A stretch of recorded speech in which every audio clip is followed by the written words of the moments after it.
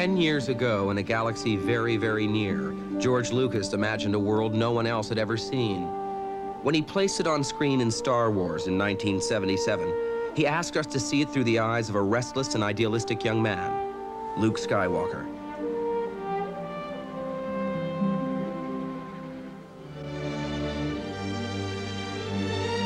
Through 3 films, Luke would travel to the farthest reaches of his galaxy, seeking adventure and manhood and wisdom.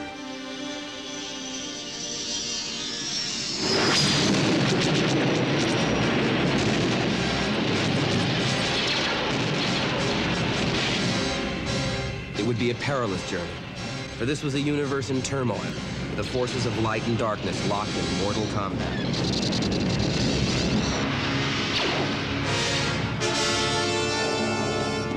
The Dark Lord of the Sith, exemplar and symbol of all the evil Luke would ultimately have to confront, Darth Vader.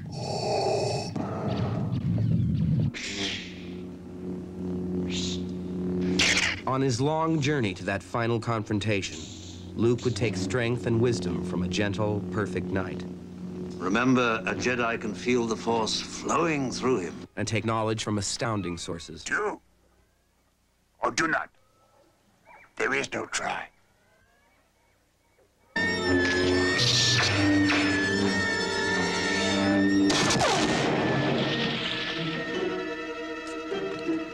Along his way, he would discover that, like everyone else, he contained all the world's possibilities within himself. The dark side of the Force as well as the light.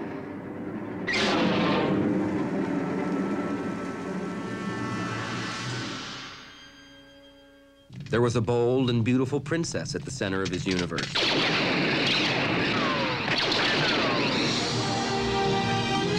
The bond they felt was powerful. Good luck. And it was deepened by all that they shared. Han Solo, hot pilot and cool adventurer, was a man for all risks. This bucket of bolts is never going to get us past that blockade. Baby's got a few surprises left in her, sweetheart.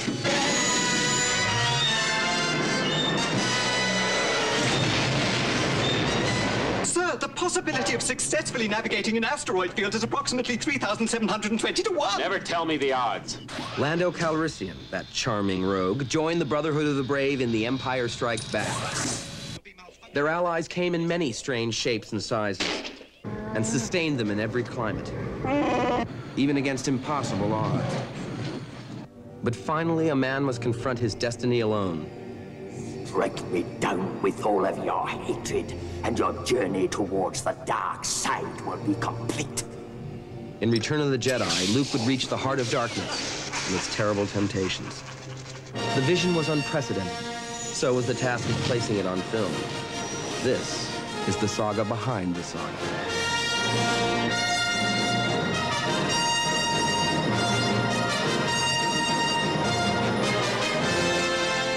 Tunisia, 1975. The Star Wars company arrives at its first location. Besides conceiving and writing the film, George Lucas served as director. On such a complex project, that's at least one job too many, according to George. George co-wrote The Empire Strikes Back, oversaw pre- and post-production, and Irvin Kershner directed. Keep moving the camera. All the saga's directors. The newest member of a very exclusive club is Richard Marquand, who directed Jedi. No, the Coach Dave. Coach Dave. In the desert near Yuma, Arizona, Richard would lead cast and crew through heat and sandstorms to complete one of Jedi's major sequences. You should be looking at. We worked 4 weeks to realize what George and Richard had planned months before on a model. George was everywhere as we geared up to shoot. Here he's checking storyboards with designer Joe Johnston. Big ship. The battle of the big ships is still going on out beyond the Death Star, right? Well, as the fighters go in. As the fighters go in, we assume that the rebel cruisers also start to go in. Yeah. He even turned up at my costume fitting. This is actually quite similar to your outfit in the first film. It is. Just a black version that's a little bit more Jedi-like.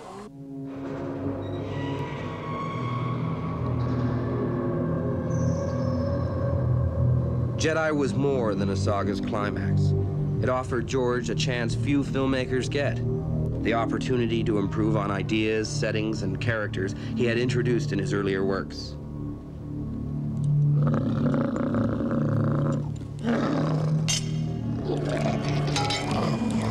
It took so much effort to get up to speed, which was essentially to make the first film.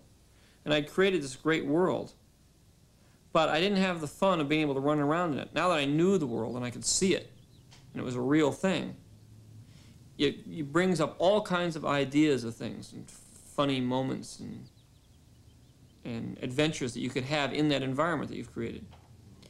And I never got to exploit that. And I always felt, on my first film, I said, now if I went back and make another film in that environment, using those characters, I could make a hell of a better movie. And it would just be infinitely more exciting and interesting and fascinating. Because the first one was just trying to, you're in a foreign environment and you just don't know what's going on.